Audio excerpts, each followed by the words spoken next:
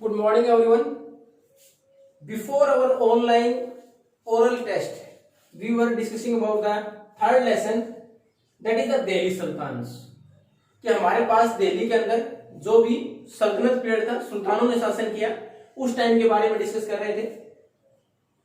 अभी इसी में हमारे पास जो नेक्स्ट टॉपिक है वो क्या है, from garrison town to empire.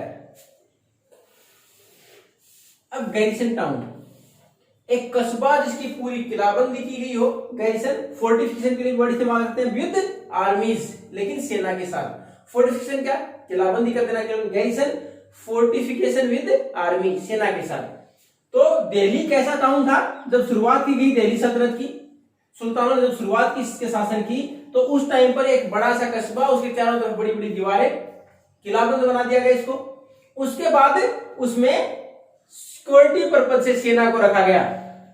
अब वो केवल वहां उस कस्बे से पूरा साम्राज्य कैसे स्थापित कर दिया इन्होंने, तो इस टॉपिक में हम यही पढ़ेंगे किस प्रकार एक कस्बे से, जो कि एक आसपास के शहर के अलावा किसी जमीन पर इन्होंने शासन नहीं किया था, केवल वहां तक किलाबंदी थी, ज्यादातर व्यापार पर सर्वाइव कर रहे थे, धीरे धीरे बाकी जगह पर साम्राज्य कैसे स्थापित कर लिया गया। अब इसमें एक वर्ड है हिंटरलैंड।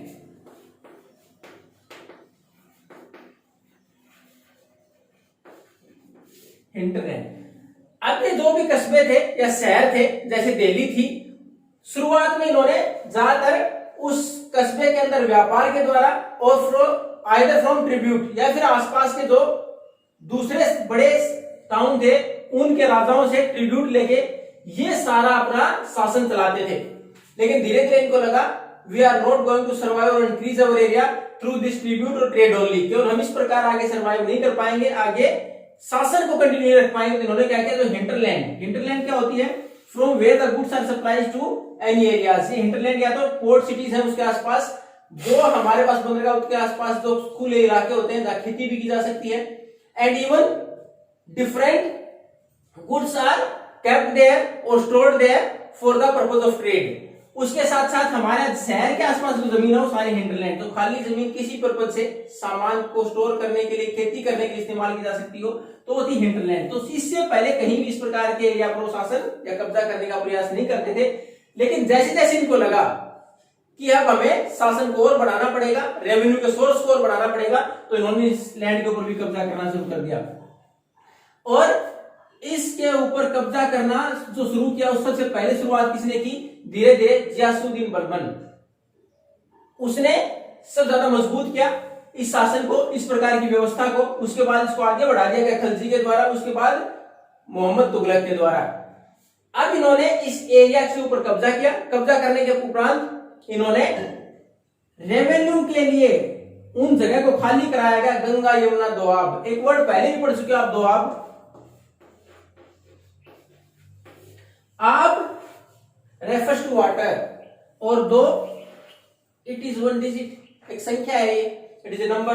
दो आब यानी दो नदियों के बीच का इलाका, तो गंगा यमुना के बीच का इलाका था, उसके ऊपर इन्होंने कंट्रोल किया। इन्होंने जो हमारे पास सुल्तान थे इन्होंने, और उसके बाद उस इलाके से जो भी वहां हंटर गैदरर्स से जो अपना गुजारा घूम के शिकार करके करते थे वो, या फिर वहां जो खेती करने लोगों को वहां से डिस्प्लेस कर दिया गया, निकाल दिया गया। वहां से फॉरेस्ट वर क्लियर्ड, जंगलों को साफ कर दिया गया, जो फॉरेस्ट वाले इलाके थे, और वहां फिर खेती की व्यवस्था की गई। और उसके अंदर बाकी जो पीजेंट्स और फार्मर्स थे उनको बसाया गया, जिससे कि अच्छी रेवेन्यू हो पाए, प्रोडक्शन होगा, उससे रेवेन्यू कलेक्ट करेंगे तो रेवेन्यू बढ़ेगी शासन की। तो पहले था इंटरनल यानी शासन के अंदर ही। तो शुरुआत उन्होंने कहां से की, जो उनके पास जो गैरिसन टाउन था, जो इलाका था उनके पास, जिसके अंदर उन्होंने किलाबंदी कर रखी, जैसे दिल्ली था, उसके आसपास का जो इलाका था, जो रूरल एरियाज थे, उनके ऊपर उन्होंने पहले कोई ध्यान दिया, इसको हिंटरलैंड बोला गया, जहां से सप्लाई हो सकती थी सामान की, या फिर वहां से कोई प्रोडक्शन हो सकता था, जो साथ रहता इलाका शहर के। अब उसके ऊपर नियंत्रण करने के लिए पहले इंटरनल देश के अंदर इस व्यवस्था को सुधारने के लिए क्या किया, जो गंगा यमुना दोआब था, फर्टाइल लैंड थी, वहां फॉरेस्ट को काटा गया, हंटर गैदरर्स को वहां से डिस्प्लेस कर दिया गया और उसको खेती के अंतर्गत लाया गया ताकि प्रोडक्शन बढ़ाया जा सके। अब दूसरा इन्होंने क्या किया, एक्सटर्नल बाहर। अब उन्होंने धीरे धीरे उस इलाके से बाहर निकल के बाहर शासन को बढ़ाना शुरू किया, सेना का इस्तेमाल किया गया, और जो बाकी इलाके थे उनके ऊपर एक्सपेंशन किया गया। अब उन्होंने सेना की मदद से पहले साउथ की तरफ मूवमेंट किया, साउथ की तरफ बढ़े, और उसके बाद इन्होंने अफगानिस्तान तक, आगे अफगानिस्तान तक अपने शासन को बढ़ाया। तो हमारे पास तो शुरुआत थी, हमने अब तक पढ़ा कि हमारे पास तो दिल्ली सुल्तान है, इन्होंने किस प्रकार हमारे शासन की शुरुआत की थी। शुरुआत में हमारे यहाँ दिल्ली सबसे महत्वपूर्ण कैपिटल कब बनी थी, या तो तोमर थे, उन्होंने उसकी स्थापना की, शुरुआत की थी कैपिटल की। उसके बाद चौहान है अजमेर के, जैसे पृथ्वीराज चौहान, उन्होंने उसको कैपिटल बनाया, उससे इंपॉर्टेंस मिली दिल्ली को। उसके बाद सल्तनत काल की शुरुआत हुई, सुल्तान बने। उसके बाद हमने डिफरेंट डायनेस्टीज उसमें दे रखी थी, तो वो हमने उसके बारे में पढ़ी, चाहे स्लेव डायनेस्टी, चाहे तुगलक डायनेस्टी, चाहे खलजी डायनेस्टी थी, सैयद लोधी डायनेस्टी, ये सारी हमने। उसके बाद यह किस प्रकार सुल्तानों के अंतर्गत इस इलाके को एक शहर से बाहर निकल के, एक फोर्टिफिकेशन था पहले, केवल किलाबंद एक एरिया था, उसके बाद बाकी साम्राज्य कैसे बढ़ाया गया। उसमें पहला हमने इंटरनल देखा कि पहले आसपास के जो इलाके थे उनको कंट्रोल किया गया, खेती का विस्तार किया गया रेवेन्यू बढ़ाने के लिए। फिर अपनी सेना की मदद से उन्होंने बाकी के जो एरियाज थे उनके ऊपर नियंत्रण किया और धीरे धीरे अपना पूरा एरिया बढ़ाया। बाकी हम दिल्ली सुल्तान के अंतर्गत बाकी क्या कुछ डेवलपमेंट हुए वो सारे हम कब पढ़ेंगे, इन द नेक्स्ट क्लास। तो तब तक के लिए एक बार go through this topic, and if you have any doubt then you can leave a message और make me call to ask. Thank you.